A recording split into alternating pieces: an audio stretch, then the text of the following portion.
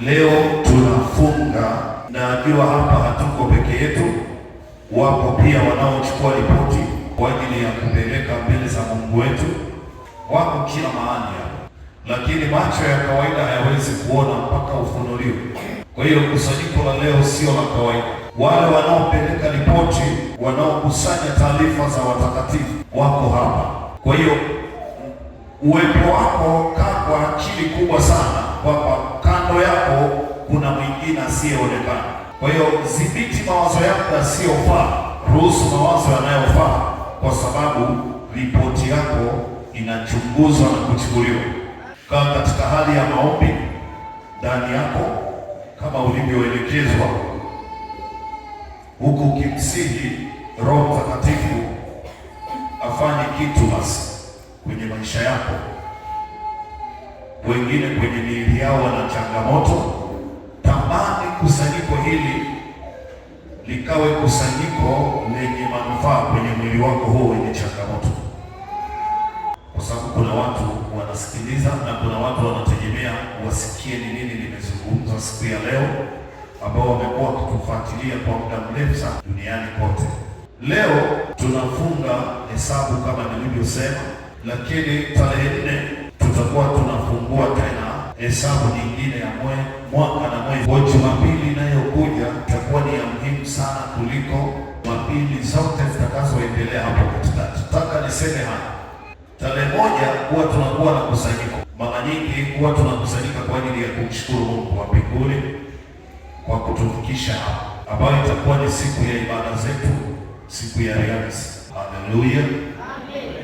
Kwa nataka unisikilize muda huu kuandaa mahitaji yako ya 26 ambayo yatawekwa mbele za Bwana tarehe 4. Huu muda unahitaji utulivu wa hali ya juu sana. Kuna yale uliyo ya present Jumapili ya kwanza ya mwaka huu, kuna yale Yesu kafanya, kuna yale Yesu hajayafanya. Sasa unatakiwa kuandika barua nyingine kuikumbusha ofisi yake kwamba yale mahitaji uliyoyapeleka 5 bado Mungu hajasema chochote.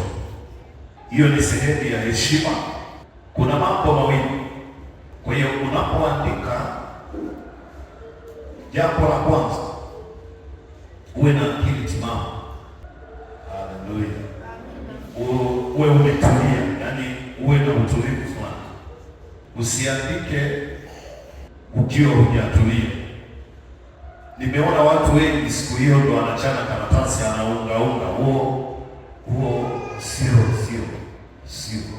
akili timamu hizo.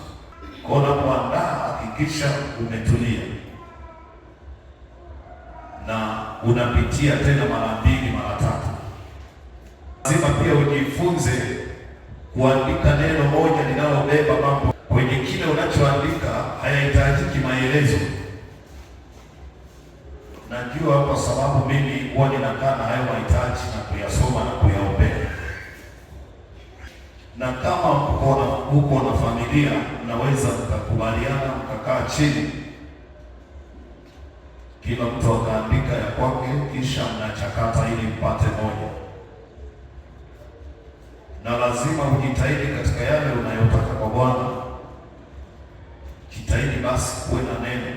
Kila hitaji lako liwe limedhaminiwa na neno, liwe limedhaminiwa, tumia neno au nitumie neno zuri, liwe limedhaminiwa na andiko. Amina. Na yawe maombi au yawe mahitaji. Bwana Yesu asifiwe. Amina. Wafalme, kuna kitu kidogo katika Wafalme. Mtu mmoja anamwambia mfasi wake, omba kwangu lolote nikufanyie kabla sijaondolewa. Kwa lazima iwe ombi, iwe hitaji. Unataka Mungu wa mbinguni akufanyie nini? Huyu mwanafunzi alikuwa kama hajui kuomba. Sawa, ameshajua anachofuata, lakini hajui kuomba. Na ameshaambiwa kwamba bwana wake anaondolewa, lakini hajui kuomba. Sasa inabidi master amwambie kwamba omba kwangu lolote kabla sijaondolewa.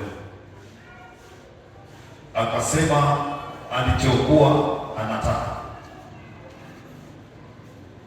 Kae chini, kama ni bibi na bwana, kae chini, na hayo maombi yako yawe katika mapenzi ya Mungu. Sio umeona mume wa mtu alafu unaenda mbele za Mungu unasema namuomba huyo mume wa huyo mama, na huyo Mungu hawezi. Natolea mfano. Kwa hiyo maombi yako yawe katika mapenzi ya Mungu. Tatizo liko hapo, watu wengi wanaomba vibaya. Wengine anaomba ili ashindane na watu. Kwa hiyo hakikisha umetulia. Usiombe tu ili pengine jirani yako akukome. Akisha kukukoma, nini kinaendelea sasa? Kwa hiyo omba kwa ajili ya mapenzi ya Mungu. Tunaona kila anachosema huyu master, omba kwangu lolote. Omba kwangu lolote nikutendee kabla sijaondolewa kwako. Lolote